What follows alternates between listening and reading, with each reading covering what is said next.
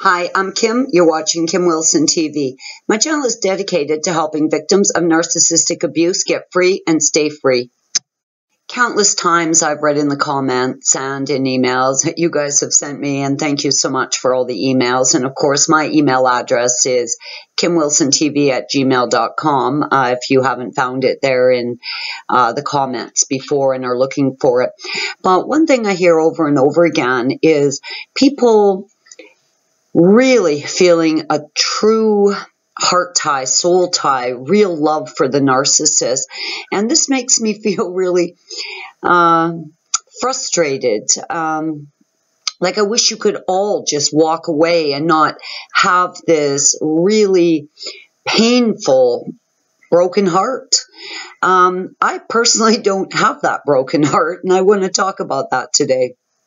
Like the rest of you, I love the narc very, very much. I had made every effort I could possibly muster up to try and save the relationship and save the evil thing from himself. And, really felt that I had made a outstanding effort over a 5-year period of time to save the relationship and to make it work.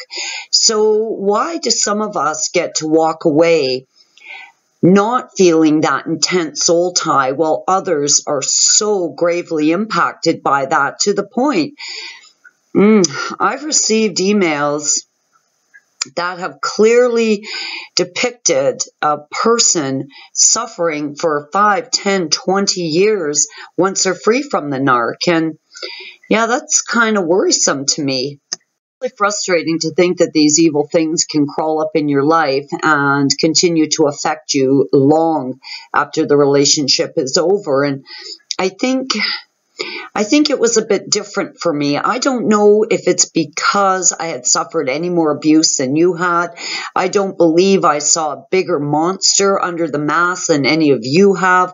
I think the experience that we shared is all very, very similar. But there was just something that day when his mask fell off that just jarred me awake. It really jarred me awake.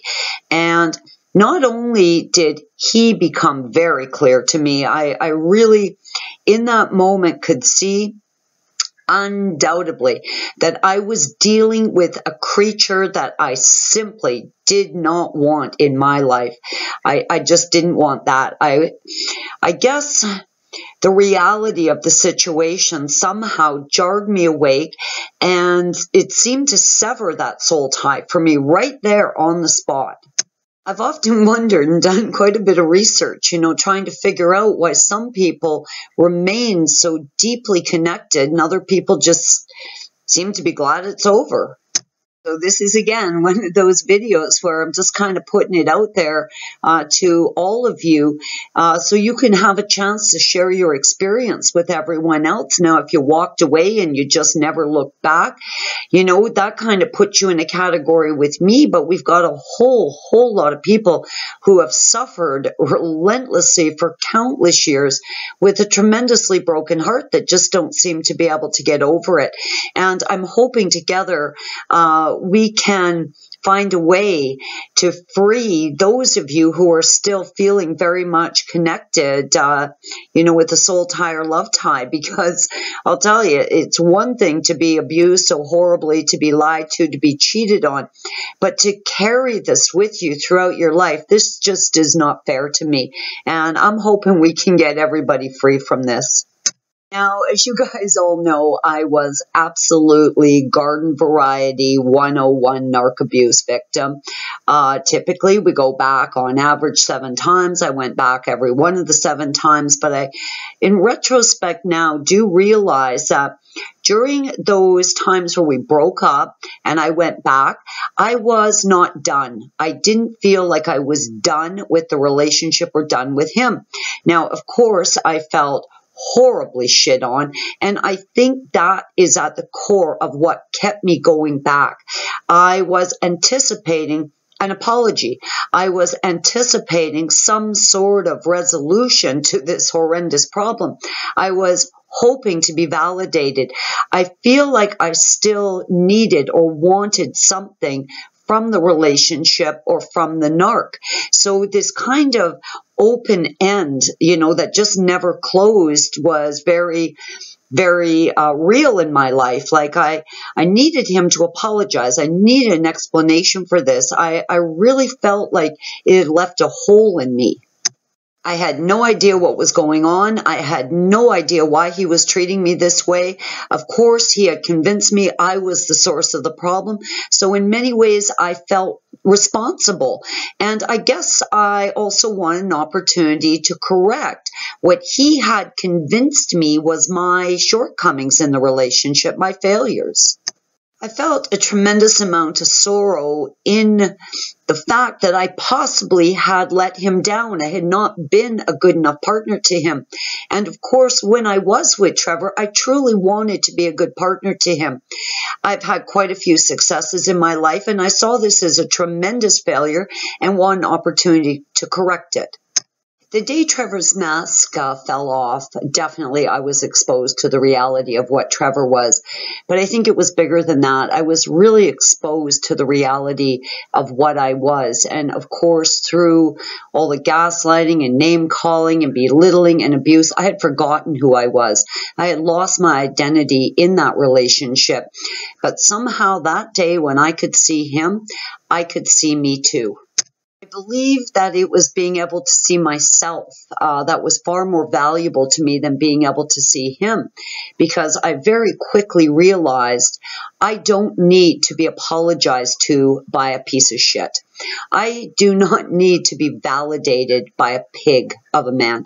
I do not need answers to questions that there may be no answer to. I had the answers that I needed. I needed more than that in my life. I believed in that moment that I deserved a whole lot more in my life, and I never signed up for bullshit. I never signed up to be abused. I signed up for what I believed was a loving relationship, and that was a lie, and I deserved better than living a lie.